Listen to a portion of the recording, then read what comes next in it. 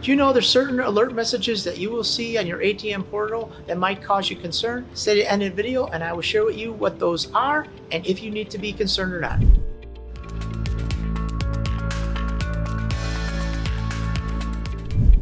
Hi, I'm Phil from PDQ Merch Enterprises and the ATM Mastermind group page, and I help hundreds of aspiring ATM business owners go from 0 ATMs to ATM Business Pro in as little as 30 days. Always remember, here at PDQ Merch Enterprises and the ATM Mastermind group page, we buy your freedom back one transaction at a time. Without further ado, ATM alerts and messages that you should be concerned with or not in the ATM business.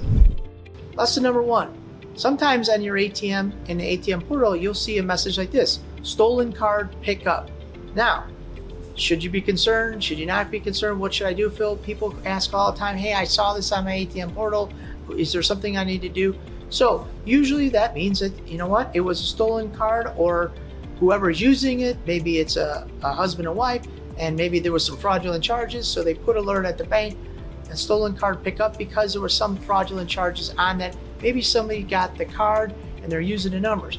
But what happens is, when the cardholder puts the ATM card into the ATM, they have their PIN, it releases the funds. There's nothing you need to do because the transaction went through.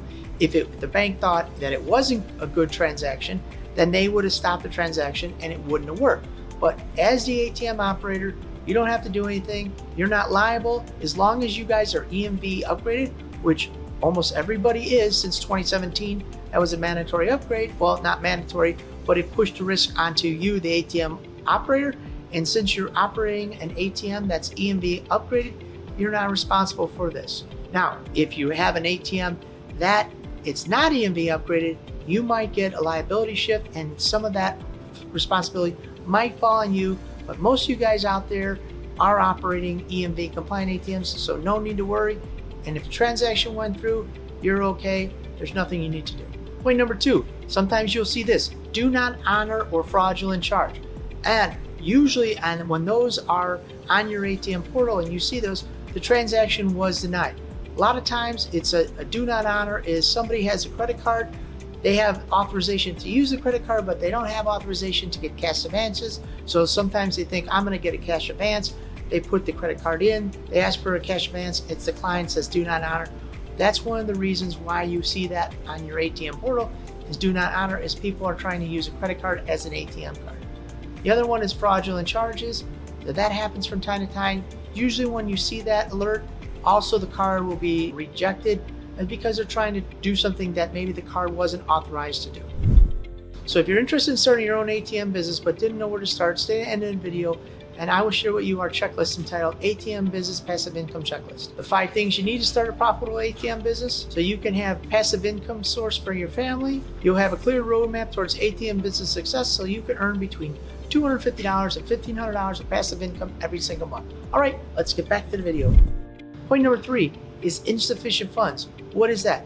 That is where the cardholder is trying to take out an amount of money and they don't have enough money in the bank account. Maybe they got a pending transaction, maybe they got a mortgage or something else, a car payment on there, and there's not enough funds in there.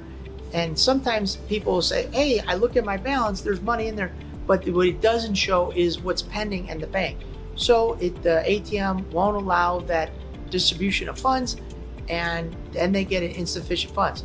Sometimes they'll tell the store owner, hey, I got money in my account, this is not working, the ATM is not working. They call you, and all you have to do is to save yourself from going down to the location, look on the portal, it'll say insufficient funds. You can let the store owner know, you know what, the reason why it was declined is because there's not enough money in the account.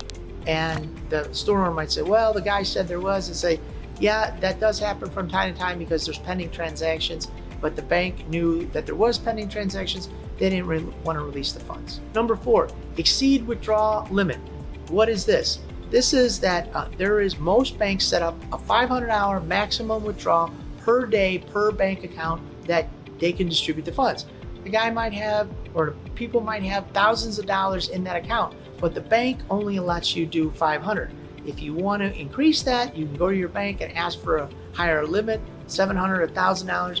But for the most part, it's $500. That's the standard operating for the bank. The reason is because there's so much fraud out there. Basically, if somebody steals your account and starts charging things, the bank only wants to be held liable for $500. So they put a $500 cap on there, because if somebody steals your card and steals the amount of money in your bank, the bank always puts the money back.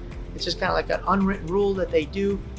And it's just easier to eat that $500 loss, but they don't want to eat thousands of dollars. So they put a $500 cap. So therefore they minimize their risk. However, you, the cardholder, can only take out up to $500 a day unless you bump that limit up. Now, in a tattoo parlor, a lot of guys like to increase that line up to $300, $400, $500. When they do that and somebody else is on that account, they take out 100, the guy at the tattoo place wants to take out 5, and now it says exceed withdrawal limit. So if you see that and the cardholder tells the shop, hey, I got the money in the account, he might have the money in the account, but the problem is the bank only allows $500 a day. So just keep that in mind, so you can relay that message to the store owner that it's not that the guy doesn't have the money, it's that his bank is only allowing him to take out $500. And point number 5 is non-EMV or swipe. What you will see on your ATM portal is you'll see EMV card or chip reader or swipe. And so what that is, when you have the chip on your card, you put it in and it defaults, because they can't read the chip, it'll default it back to swipe, and then you'll see swipe. That's the way we used to do things in the ATM business. We used to do it all with swipe, then we went to EMV, and now 99% of the transactions are EMV. However, if the chip doesn't work or there's a problem, it'll revert back to swipe. Now, some ATM owners have an enabled swipe. I know for us, we left swipe on our ATMs, but others have turned it down, so it'll just reject a transaction. That'll be an operator default that you can choose to do whatever you want to do, but the ISO in question, he's going to dictate which way he wants to go. I know some ISOs, they refuse to take swipe because it does cost the ISO extra revenue every month to enable the swipe, and some operators leave it enabled of swipe on the ATM. So if you're interested in starting your own ATM business, I want to invite you to our free checklist entitled ATM Business Passive Income Checklist, where I'll share with you the 5 things you need to start a profitable ATM business so you can start earning passive income, make more money, and spend more time for your family. So if you're interested in starting your ATM journey today, click the link down below and start your ATM journey today. Again, this is Phil from PDQ Merchant Enterprises and ATM Mastermind Group page, where we buy your freedom back one transaction at a time. Thank you guys very much.